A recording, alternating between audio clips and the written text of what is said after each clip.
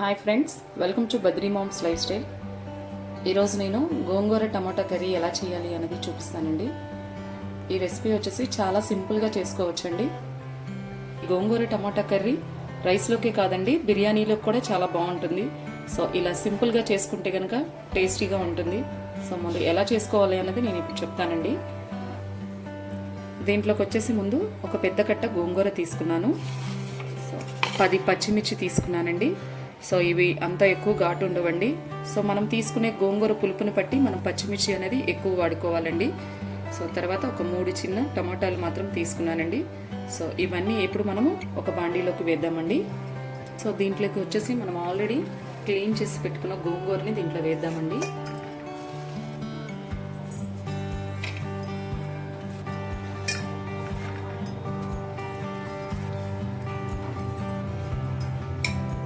ఇప్పుడు దీంట్లోకి పచ్చిమిర్చి వేసుకుందామండి. వీటిని ఇలా ఇరిపేసి వేసుకుంటే సరిపోతుందండి పచ్చిమిర్చిని. సో పచ్చిమిర్చి అనేది మన కారాన్ని బట్టి వేసుకోవాలండి. నేనైతే ఒక 10 పచ్చిమిర్చి వేసాను.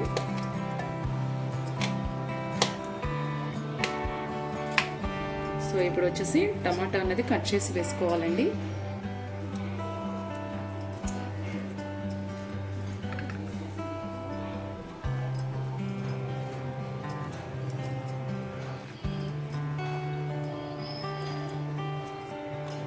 సో నెక్స్ట్ ఇప్పుడు దీంట్లోకి సో మన టేస్ట్కి తగ్గ సాల్ట్ వేసుకుందామండి. నేనైతే ఒక స్పూన్ సాల్ట్ వేస్తున్నాను. నేను కొంచెం పసుపు వేస్తున్నానండి. అండ్ కొంచెం అల్లం వెల్లుల్లి పేస్ట్ కూడా వేస్తున్నానండి. సో దీంట్లోకి కొంచెం ఆయిల్ కూడా వేసుకుంటున్నానండి. ఎక్కువేమొద్దు, కొంచెం వేస్తే సరిపోతుందండి. దీంట్లోకి ఇప్పుడు ఒక చిన్న టీ గ్లాసు వాటర్ పోస్తున్నానండి. సో ఇప్పుడు మూత పెట్టేసేద్దామండి.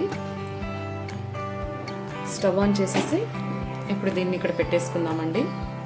సో ఇది మీడియం ఫ్లేమ్లో పెట్టేసి బాగా మగ్గనివ్వాలండి. సో మధ్య మధ్యలో ఒకసారి గరిటె పెట్టి కదుపుతూ ఉండాలండి, అడుగంటకుండా. సో మధ్యలో ఒకసారి మూత ఓపెన్ చేసి ఇది కలుపుకోవాలండి. కొంచెం సేపు మగ్గనిద్దామండి.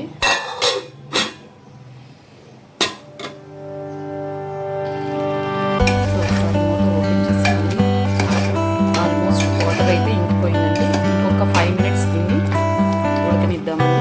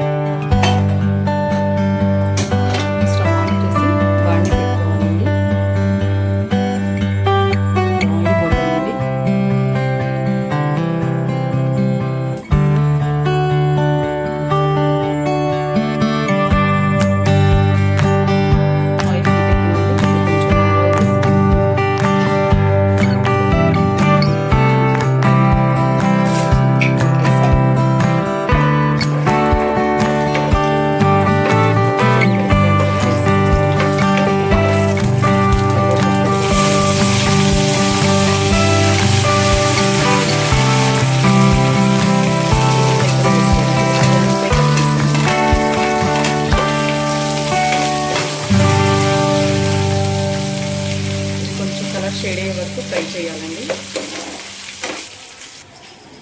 సో కొంచెం కలర్ షేడ్ అయితే చాలండి, మరి ఎక్కువ ఫ్రై అవనవసరం లేదు. ఇప్పుడు మనం ఏదైతే ఎనిపి పెట్టుకున్నామో ఆ గోంగూరని ఇప్పుడు దీంట్లో వేద్దామండి.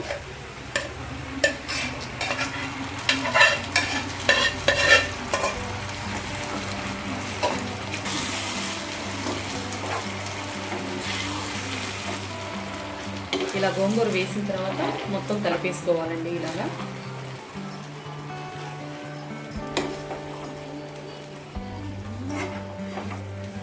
ఇలా చేసుకోవటం వల్ల చాలా టేస్టీగా ఉంటుందండి. అన్నంలోకి కాదు, మనం ఎప్పుడైనా బిర్యానీలు చేసుకున్నాం, పులావ్ లాంటివి చేసుకున్నా కూడా చాలా టేస్టీగా ఉంటుంది. ఆ రైస్లో కూడా ఇది ఇలా ఒక 5 minutes దీన్ని ఫ్రై అవ్వనివ్వాలండి.